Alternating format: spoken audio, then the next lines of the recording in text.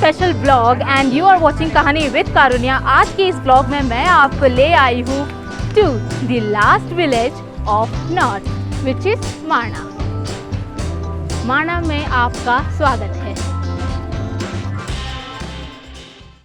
ये ब्लॉग जो है हम 4 धाम यात्रा के प्लेलिस्ट में ही डाल रहे हैं। बद्रीनाथ से बहुत ही नज़दीक है।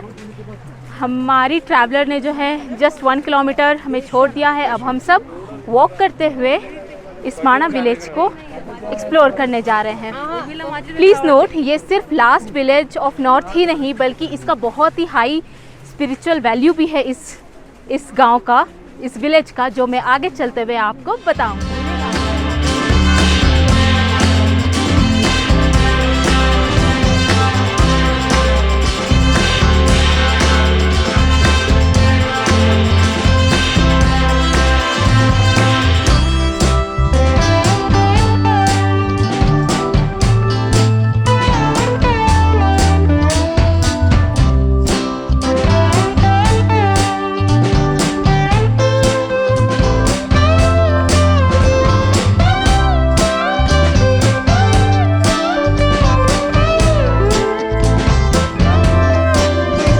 गलियों से होते हुए हम आगे की तरफ बढ़ रहे हैं।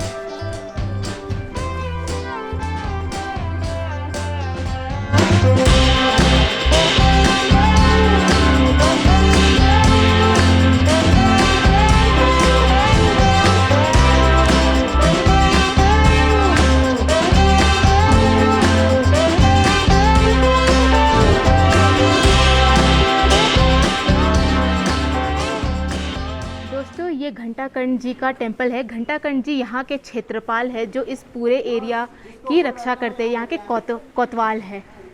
जय हो घंटाकर्ण जी की। तो दोस्तों, मैं आपको थोड़ा घंटाकर्ण जी की कथा बता देती हूँ। घंटाकर्ण जी जो थे वो शिव जी के बहुत बड़े भक्त थे। तो उन्होंने शिव जी से कहा कि मुझे मुक्ति दे दो। शिव जी ने कहा, यह अधिकार तो मेरे क्षेत्र में है ही नहीं, तो मैं तुम्हें मुक्ति कैसे दे सकता हूँ, तुम विष्णु की शरण में जाओ। और उन्होंने ही, शिव जी ने घंटाकर्ण को बद्रीनाथ धाम में कहा कि जाओ और तुम यहाँ के गेटकीपर बनो। तो वो यहाँ के गेटकीपर है। इनकी आज्ञा के बिना कोई भी मैं आप कोई भी इस बद्रीनाथ धाम में प्रवेश ही नहीं कर सकता। तो घंटाकर्ण जी जो है यहाँ के कोतवाल है। वो यहाँ की इस क्षेत्र की रक्षा करते हैं। और मैं आप सबके लिए यही प्रे करती हूँ कि ये आप सबको यहाँ आने की परमिशन दे और आप सब भी बद्रीनाथ धाम आ सके और तृप्त हो सके। राधे राधे राधे गोविंदा,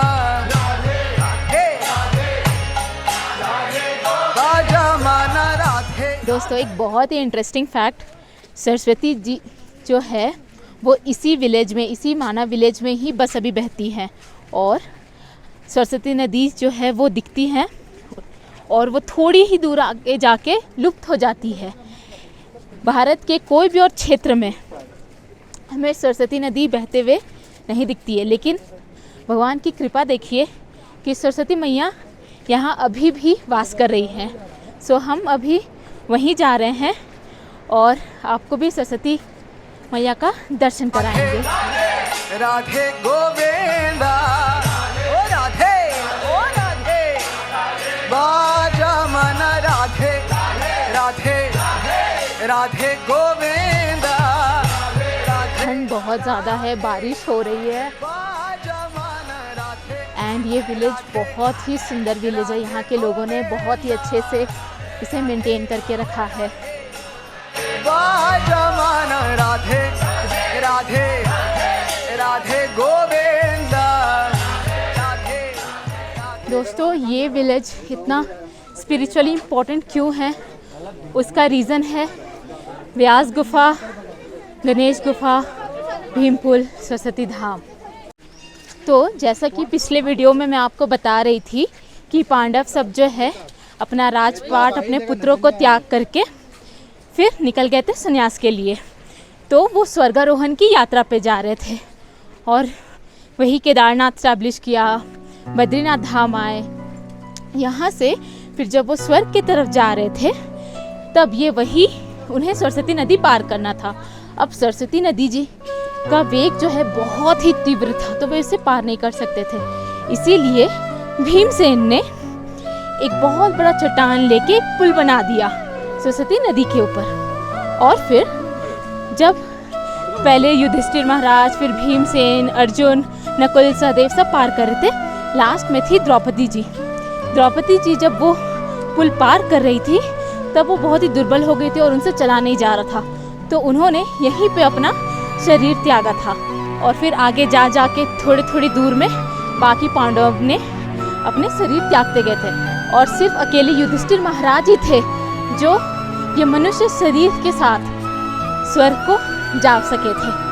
तो यहीं पे अभी हम चलने वाले हैं जहाँ पे द्रौपदी ने अपना देह त्यागा था, सरस्वती नदी के ऊपर भीम पुल।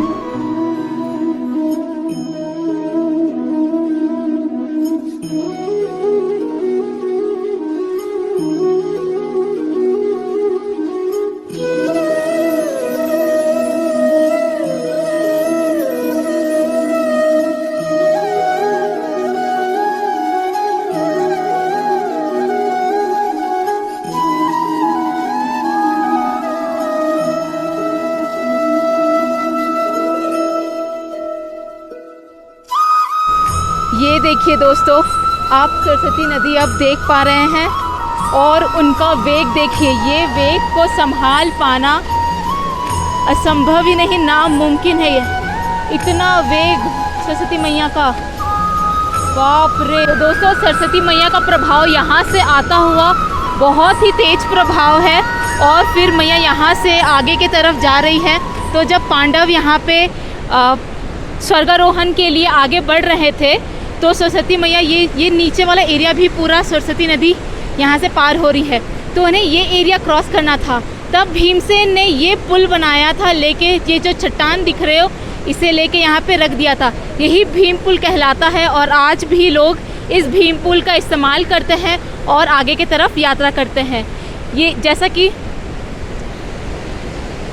मैं आपको बता रही थी कि जब पांडव यात्रा के लिए निकले थे तो द्रौपदी आगे नहीं जा सकी थी, तो इसी भीम पुल में उन्होंने फिर अपना देह जो है वो त्याग दिया था, और ये है भीम पुल जो आज भी डिवोटीज यूज़ करते हैं। दोस्तों, ये सब जो आप दुकान देख रहे हैं ये हिंदुस्तान का अंतिम दुकान है, नॉर्थ साइड का, और इस अंतिम दुकान में भी आपको मैगी, बिस्किट, पकौड़ियाँ सब मिल जाएंगी। सरस्वती नदी कहीं दिखने को नहीं मिलती, यहाँ सरस्वती नदी को देख के बहुत ही अच्छा लग रहा है। और अब हम इतनी खड़ी चढ़ाई चढ़ के जा रहे हैं वेद व्यास गुफा। तो जैसा कि मैं आपको बता रही थी कि ये माना गांव जो है बहुत ही स्पिरिचुअली अपलिफ्टेड गांव है। तो महाभारत की स्टोरी तो आप सभी को याद है। महाभारत होने के बाद वेद व्यास जी ने 1 लाख महाभारत के भी श्लोक लिख दिए, लेकिन उनका मन जो है वो शांत नहीं रह रहा था, बहुत ज़्यादा ही मन व्याकुल था। तब नारद मुनि ने वेद व्यास जी को दर्शन दिए और उनसे कहा कि अब आप श्रीमद् भागवतम लिखिए। और वेद व्यास जी श्रीमद् भागवतम लिखने के लिए यही माना गांव में आए थे।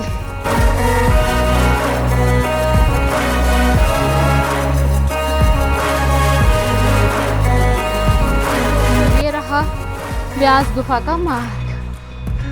आपने व्यास गुफा दर्शन कर लिए? कर लिए। अब जा रहे हैं सरस्वती नदी के दर्शन करने।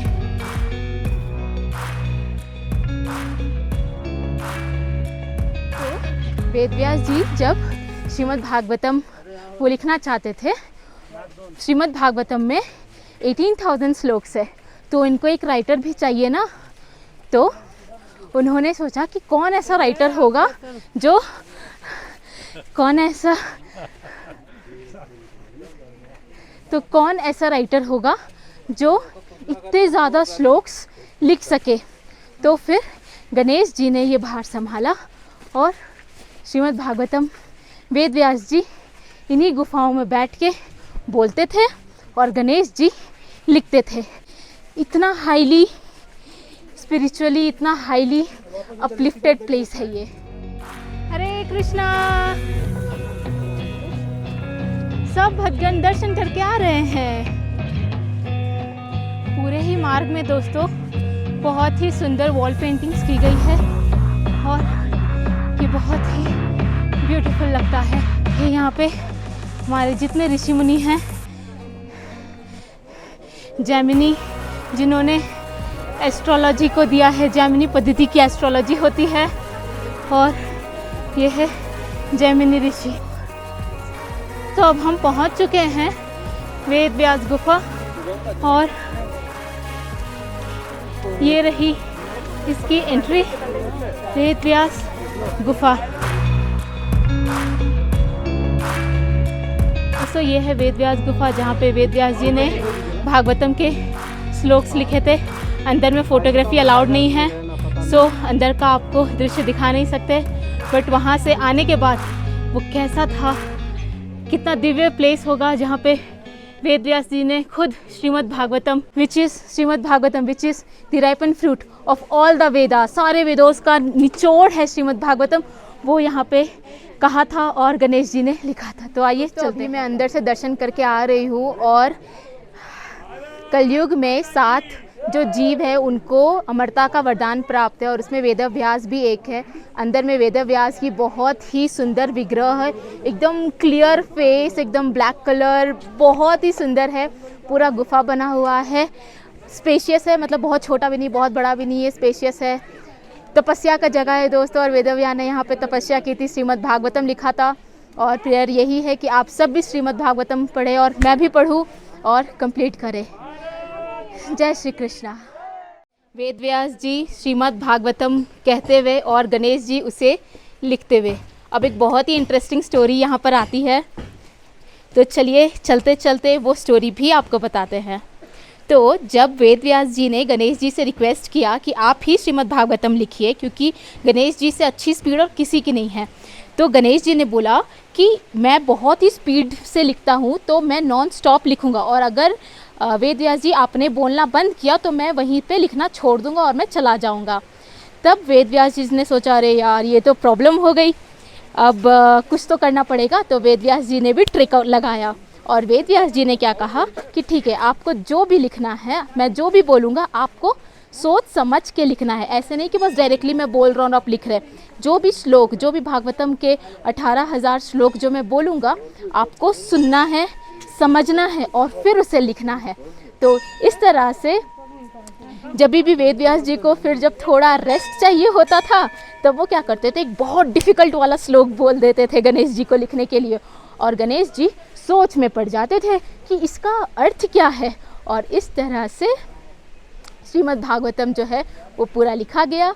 और यहाँ पे वो गणेश गुफा है जहाँ गणेश जी जाते थे सोचने के लिए कि यार ये श्लोक का अर्थ क्या है, और वो वहाँ जाके सोचते थे। तब तक वेद व्यास जी अपना दिनचर्या जो होता है वो कंप्लीट किया करते थे। तो दोस्तों यही बात में हम पहुँच चुके हैं अब गणेश गुफा। ये देखिए, यहीं पे गणेश जी जो थे बैठ के श्रीमद् भागवतम के श्लोक का अर्थ समझते थे और फिर उसे लिखते थे। आइए चलते हैं।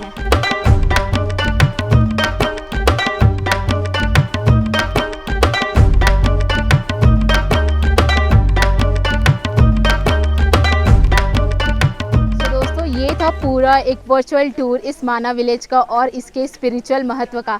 आई होप आपको ये कंटेंट अच्छा लगा है तो लाइक करना ना भूलें, चैनल को सब्सक्राइब करें, और जब भी आप इस 4 धाम यात्रा पे आए माना विलेज विज़िट ज़रूर करें। ये बहुत ही ब्यूटीफुल विलेज है एंड यहाँ के लोग भी बहुत प्यारे हैं। एंड जिस एरिया में इतना मतलब वेद व्यास जी जैसे ऋषि मुनि रहते हो, स्वयं गणेश जी ने वास किया हो, सरस्वती मैया यहाँ पे बहती हो, उस जगह के क्या ही कहने। सो दोस्तों हमारे साथ है पुष्कर सिंह जी और आप इसी माना विलेज में जन्मे हैं जी।